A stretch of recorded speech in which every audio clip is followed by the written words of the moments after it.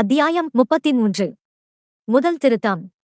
அரசு வேலைவாய்ப்பு மற்றும் கல்விக்கு வகுப்புவாரி அடிப்படையில் இடஒதுக்கீடு செய்யப்பட வேண்டும் என்பது தொடர்பாக நீதிக்கட்சி ஆட்சி பொறுப்பில் இருந்தபோது சில ஆணைகள் பிறப்பிக்கப்பட்டிருந்தன. ஆனால் அந்த ஆணைகள் முறையாக பின்பற்றப்படவில்லை. அதை சீர்படுத்தும் நோக்கத்துடன் 1928 இல் அமைச்சர் எஸ். முத்தையா முதலியார் வகுப்புவாரி இடஒதுக்கீடு செய்யும் சட்டத்தை சட்டமன்றத்தில் நிறைவேற்றி அதனை நடைமுறைக்கு கொண்டு வந்தார். விளைவு, பிற்படுத்தப்பட்ட தாழ்த்தப்பட்ட வகுப்புகளைச் சேர்ந்தவர்கள் அரசு வேலைகளிலும் தொழில்நுட்பக் கல்லூரிகளிலும் நுழைவதற்கு ஓரளவுக்கு வாய்ப்புகள் ஏற்பட்டன. மொத்த மக்கள் தொகையில் 3% இருக்கும் பிராமணர்களுக்கும் 17% இடங்கள் கிடைக்கவும் வழிவகை செய்யப்பட்டிருந்தது. இந்த சூழ்நிலையில் செண்பகம் துரைராசன், பெண் சி. ஆர். சீனிவாசன் என்ற 2 பிராமணர்கள் வகுப்புவாரி இடஒதுக்கீட்டை எதிர்த்து சென்னை உயர்நீதிமன்றத்தில் வழக்கு தொடுத்தனர். காரணம், மருத்துவக் கல்லூரி மற்றும் பொறியியல் கல்லூரியில் சேர்ந்து படிக்க இருவரும் விண்ணப்பம் செய்திருந்தனர். இட ஒதுக்கீடு சதவீதம் காரணமாக அவர்களுக்கு இடம் கிடைக்கவில்லை. தங்களுக்கு இடம் கிடைக்காமல் போனதற்கு காரணம் வகுப்பு வாரி இட ஒதுக்கீட்டுச் சட்டம்தான் என்ற முடிவுக்கு வந்தனர். உடனடியாக நீதிமன்றத்தில் வழக்கு தொடர்ந்தனர். அவர்கள் தங்களுடைய வழக்கில் சொன்னது இதுதான்: மதம், சாதி, இனம், மொழி ஆகியவற்றின் காரணமாகவோ அல்லது இவற்றில் ஒன்றின் காரணமாக மட்டுமோ எந்தவொரு குடிமகனுக்கும் அரசால் பராமரிக்கப்படுகிற அல்லது அரசின் நிதியுதவி பெறுகிற எந்தவொரு கல்வி நிறுவனத்திலும் அனுமதி மறுக்கப்பட மாட்டாது என்று இந்திய அரசியல் அமைப்புச் சட்டத்தின் 15வது விதி மற்றும் 29(2) ஆகியவற்றில் குறிப்பிடப்பட்டுள்ளது. ஆனால் வகுப்புவாரி இடஒதுக்கீட்டு ஆணைகள் இந்த உரிமைக்கு எதிராக இருக்கின்றன. ஆகவே அந்த ஆணைகளை ரத்து செய்ய வேண்டும். தலைமை நீதிபதி பி. வி. ராஜமன்னார், நீதிபதிகள் விஸ்வநாத சாஸ்திரி, சோமசுந்தரம் ஆகியோருக்கு முன்னால் வழக்கு விசாரணை வந்தது. வழக்கு தொடர்ந்தவர்களுக்கு ஆதரவாக அல்லாடி கிருஷ்ணசாமி ஐயர், சீனிவாச ஐயங்கார் என்ற 2 பிரபல வழக்கறிஞர்கள் வாதாடினார்கள். அரசு தரப்பு சார்பாக அட்வொகேட் ஜெனரல் குட்டி கிருஷ்ண மேனன் வாதாடினார். விசாரணையின் முடிவில் ஜூலை 28, 1950 அன்று தீர்ப்பு வழங்கப்பட்டது. Communal G. ஓ என்கிற வகுப்புவாரி ஆணை இந்திய அரசியலமைப்புச் சட்டத்துக்கு முரண்பட்டது. விண்ணப்பதாரர்கள் கல்லூரியில் சேர்வதற்காக கொடுத்திருந்த விண்ணப்பங்களை அவற்றின் தகுதியின் அடிப்படையிலேயே பரிசீலனை செய்ய வேண்டும். சாதி, மதம், இனம், மொழி ஆகியவற்றின் குறுக்கீடு எதுவும் இருக்கக்கூடாது. உயர்நீதிமன்றத்தின் தீர்ப்பு மாணவர்கள் மத்தியில் கடும் கொந்தளிப்பை ஏற்படுத்தியது.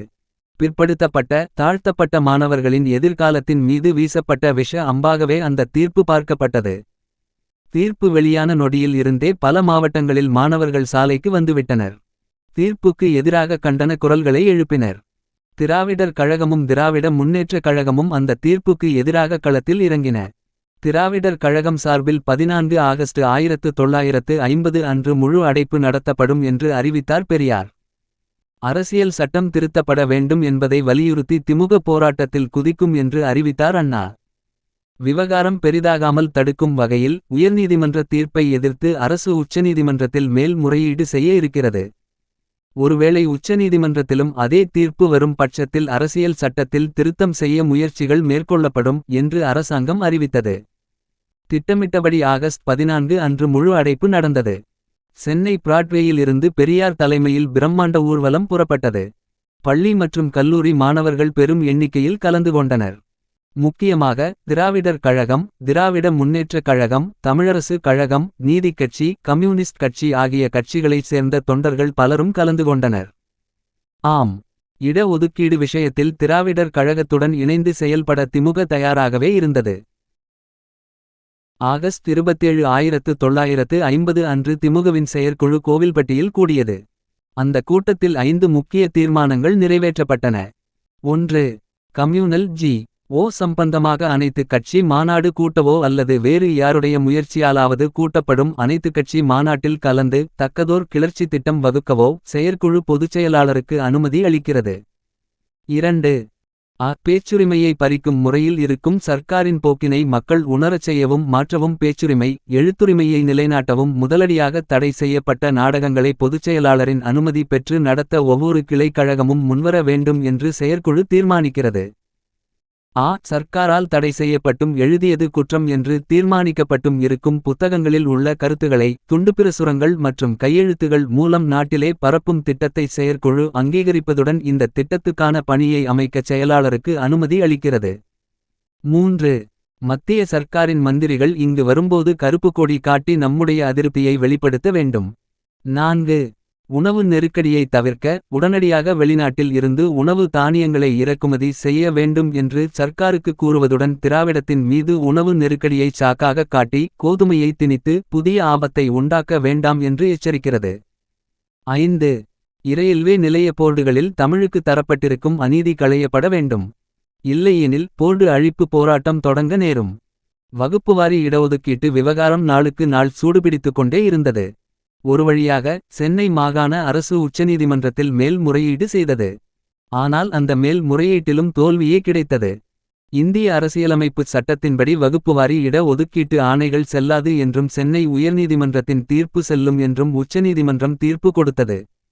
உச்சநீதிமன்றமும் கைவிரித்த பிறகு மாணவர்களின் எதிர்காலம் கேள்விக்குறியானது. எஞ்சியிருப்பது ஒரே வாய்ப்பு. அது அரசியல் சட்டத்தில் திருத்தத்தை கொண்டுவருவதுதான். பல முக்கிய பத்திரிகைகள் அனைத்தும் அந்த கருத்தையே வலியுறுத்தின. ஆனால் இந்தியன் எக்ஸ்பிரஸ், ஆனந்த விகடன், கல்கி உள்ளிட்ட பல ஏடுகள் அரசியல் சட்டத்தை திருத்தக்கூடாது என்று எதிர்ப்பு தெரிவித்தன. திராவிடர் கழகமும் திராவிட முன்னேற்றக் கழகமும் தொடர்ந்து பல கண்டன கூட்டங்களையும் கண்டன ஊர்வலங்களையும் மறியல்களையும் நடத்தி கொண்டிருந்தன. பிரதமர் நேருவுக்கு நெருக்கடி முற்றியது. மாகாண விவகாரம் தேசிய பிரச்னையாக உருவெடுத்துக் கொண்டிருக்கிறது என்ற விவரங்கள் நேருவை யோசிக்க வைத்தன. பலத்த ஆலோசனைகளுக்கும் வாத பிரதிவாதங்களுக்கும் பிறகு 1951 இல் அரசியல் சாசனத்தை திருத்துவது என்று முடிவு செய்யப்பட்டது. இந்திய அரசியல் அமைப்புச் சட்டத்தின் அடிப்படை உரிமைகளில் ஒன்றான ஷரத்து 15 இல் 4வது உட்பிரிவாக கீழே இருப்பது சேர்க்கப்பட்டது. இந்த ஷரத்திலோ அல்லது ஷரத்து 29(2) லோ உள்ள எதுவும் குடிமக்களின் எந்தவொரு சமூக மற்றும் கல்வி ரீதியாக பிற்படுத்தப்பட்டுள்ள வகுப்பின் அல்லது தாழ்த்தப்பட்ட சாதியின் மற்றும் பழங்குடியினரின் முன்னேற்றத்துக்காக எந்தவொரு சிறப்பு நடவடிக்கை எடுப்பதில் இருந்தும் அரசை தடுக்காது.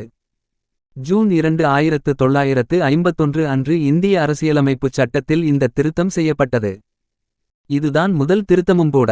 இதற்கு ஜூன் 18, 1951 அன்று குடியரசுத் தலைவர் ஒப்புதல் வழங்கினார். இதன்படி அரசு பதவிகள் மற்றும் வேலைகளில் 60% பொது தொகுப்புக்கும் 25% பிற்படுத்தப்பட்டவர்களுக்கும் 15% தாழ்த்தப்பட்ட மற்றும் மலைச்சாதியினருக்கும் பிரித்துக் கொடுக்கப்படும். வகுப்புவாரி உரிமைக்காக ஒரு பக்கம் போராட்டம் நடத்தி கொண்டிருக்கும்போதே திராவிடர் கழகமும் திராவிட முன்னேற்றக் கழகமும் அவர்களுடைய வழக்கமான இயக்க பணிகளை செய்து கொண்டே இருந்தனர். அக்டோபர் 8, 1950 அன்று புதிய போராட்டம் ஒன்றுக்கு அழைப்பு விடுத்தது திராவிடர் கழகம். வணிக நிலையங்கள் பெயர்ப்பலகைகளில் சாதி மத அடையாளங்களை குறிக்கும் சொற்களை அகற்ற வேண்டும்.